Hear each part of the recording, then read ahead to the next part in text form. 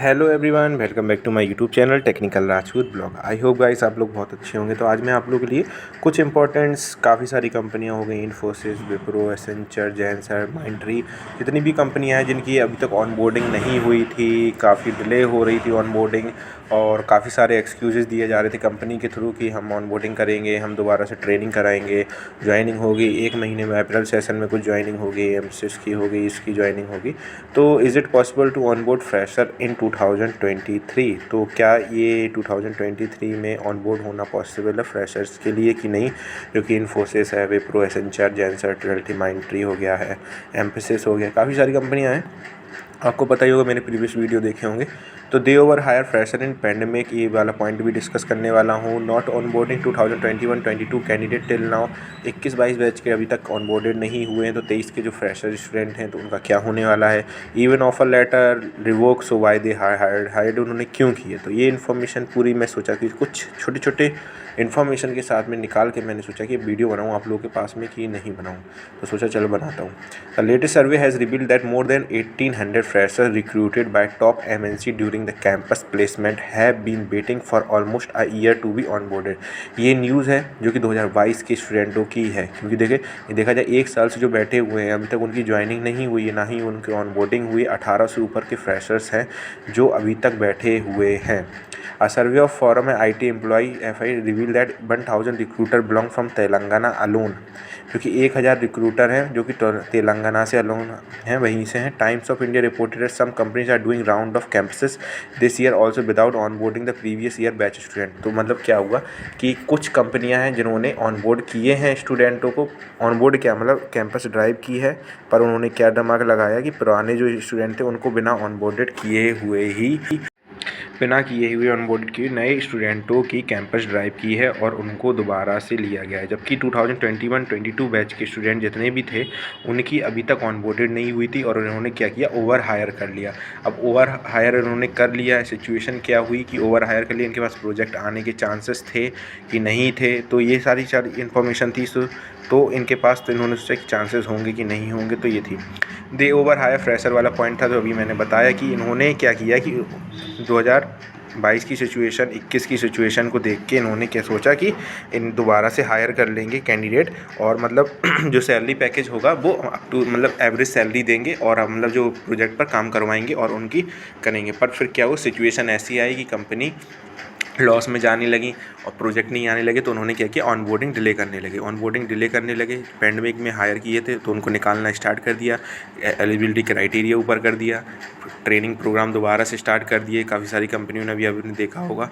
अब बात करते हैं 21-22 के कैंडिडेट टिल नाउ। तो अभी तक जो बैठे हुए हैं कैंडिडेट, देखा जाए 1000 रिक्रूटर फ्रॉम तेलंगाना है round campus year also previous the survey highlighted fresher getting the offer and cancellation of offer. देखिए हाँ, जो उनके पास ऑफर लेटर मिल गया था, काफ़ी सारे स्टूडेंट थे, वेट कर रहे थे 1.5 साल के ऊपर। विप्रो हो गया, TCS, काफ़ी सारी कंपनियां हो गई हैं, हमारी इन्फोसिस हो गई हैं, तो उनके ऑफर लेटर कैंसिल कर दिए गए। जो बेंच पर भी कैंडिडेट थे उनकी भी टर्मिनेट कर दिया, उनको हटा दिया, रिज़ाइन करना मतलब फोर्सफुली रिज़ाइन करना पड़ा उनको कंपनी के थ्रू। तो 90% candidate were affected by onboarding delay. जो मोस्टली देखा जाए 100% स्टूडेंटेड ही हैं जो कि ऑनबोर्डिंग के डिले के अभी तक किसी की भी इन्फॉर्मेशन नहीं आई कि ऑनबोर्डिंग कब होगी कब नहीं होगी, सिवाय एलाइट का जो टर्बो का जो एलाइट में कन्वर्ट किया गया था, उनके स्टूडेंट भी होते, उसमें भी उन लोगों ने ट्रेनिंग में उनको रिजेक्शन कर दिया क्योंकि लेवल ऑफ एग्ज़ाम बहुत ज़्यादा हाई कर दिया है।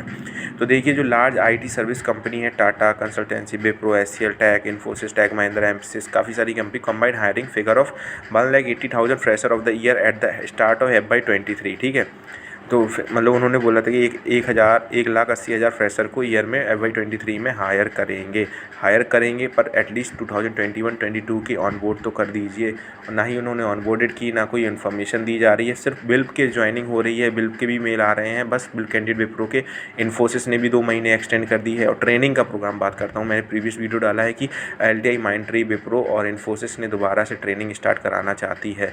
तो दोबारा से ट्रेनिंग करेगी, अगर कंपनी उसमें एलिजिबिलिटी क्राइटेरिया में नहीं आ पाते हैं तो वो तो हम हटा देगी। दूसरा ट्रिक है उनके लिए कंपनी से निकालने का कि वो ऑनबोर्डिंग नहीं करा पाएंगे गाइज।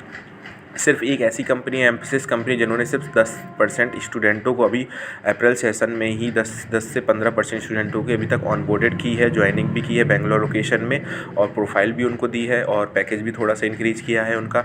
तो ये इन्फॉर्मेशन थी एम्फेसिस की तरफ से। अब बात करते हैं even offer letter revoke so by they hired. अगर आपको ऑफर लेटर ही रिवोक करना था, ऑफर लेटर कैंसिल करना था, रिजेक्शंस मेल भेजने थे, तो आपने हायर क्यों किए थे? अगर आपने हायर किए थे तो एज अ टाइम लिमिट के साथ में आप लोग हायर करते कि इतने हमको इतने हायर करने, नेक्स्ट ईयर हम इतने हायर करेंगे, तो एटलीस्ट वो दूसरी कंपनियों में भी तो अप्लाई कर सकते थे। क्योंकि इतना ज़्यादा सिचुएशन पैनिक हो रही है, क्रिटिकल सिचुएशन हो रही है। ऊबर 1 साल से ऊपर हो चुका है, 18 मंथ हो चुके हैं। विप्रो ने, इन्फोसिस ने, LTI माइंडट्री है जो कि अभी तक जैनसन ने भी कुछ नहीं अपडेट दिया गया है।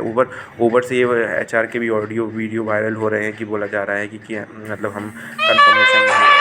अब बात करते हैं guys, TCS and other IT company में डिले ऑनबोर्डिंग फ्रेशर। में डिले क्या मतलब, डिले चल ही रहा है ऑनबोर्डिंग फ्रेशर का, कट वेरिएबल पे ऑफ एम्प्लॉय। तो देखा जाए TCS की तरफ से भी जो बैंड रिलीज़ हुए थे अभी देखा जाए तो उसमें भी इंक्रीमेंट इतना ज़्यादा नहीं हुआ है गाइस, क्योंकि इंक्रीमेंट उतना ही छोटे छोटे से हुआ है। बैंड ABC में जितने भी इंक्रीमेंट हुए सैलरी का, काफ़ी साल से इंक्रीमेंट नहीं हो रहा था, तो TCS ने थोड़ा सा इंक्रीमेंट किया है सैलरी में। और कट सैलरी का बात करते हैं तो जैसे कि विप्रो ने जो कि टर्बो बैच के स्टूडेंट थे उसमें एलाइट का थमा दिया उनको पैकेज, तो मतलब सैलरी कट का हाँ चांसेस है गाइस। आप लोग जितना एक्सपेक्टेशन रख रहे होंगे उतनी सैलरी गाइस आपको नहीं मिलने वाली है, क्योंकि ऑनबोर्डिंग ही पहले हो जाए उसके बाद में ही सैलरी की बात करते हैं। तो ठीक है, तो ये देखिए, IT tech company the country announce some variable pay cut Q4 5/23 could range between 85 to 100%. Large cap IT company, those who are mid lower level, reportedly it also being the IT company continue to piece hiring lower rate they facing rising inflation macroeconomic slowdown। तो मतलब ये guys information है कि भाई देखा जाए कि मतलब जो 2023 में हायर होने वाली रेंज, मतलब जो मार्जिन होगा जो 85 से 100% के बीच में होने वाला है कंपनीज़ का। और हाँ गाइस, बात करते हैं कि जो भी नया ट्रेनिंग का प्रोग्राम दोबारा से कंडक्ट कर रही हैं, तो गाइस आप लोग प्रिपरेशन स्टार्ट कर दीजिए। जिनकी भी ट्रेनिंग होगी, जिसकी भी ऑनबोर्डिंग हो जाती है, तो गाइस वहाँ से आप लोगों को टर्मिनेशन ऑफर लेटर ना मिले। तो गाइस ये इन्फॉर्मेशन मैं आप लोगों को दे रहा हूँ कि आप लोग प्रिपरेशन कर दीजिए। कोई भी इन्फॉर्मेशन चाहिए होगी, अगर अदर चैनल से भी मिल रहा है आपको इन्फॉर्मेशन, तो वहाँ से भी लीजिए और अच्छे से प्रिपेयर कर लीजिए, क्योंकि दोबारा से आपके ऑनबोर्डिंग डिले ना हो। तो अच्छी न्यूज़ ये होगी कि आप लोग अच्छे से सिलेक्शन हो जाएगा इस आप लोगों का, और जल्दी जल्दी ऑनबोर्डिंग की अपडेट है। कुछ भी इन्फॉर्मेशन होती है, फर्दर इन्फॉर्मेशन मैं शेयर करूँगा। मैंने छोटा इस वीडियो को बना दूँ थोड़ा सा आप लोगों के लिए, तो सही होगा सपोर्ट में आपके। Thank you guys.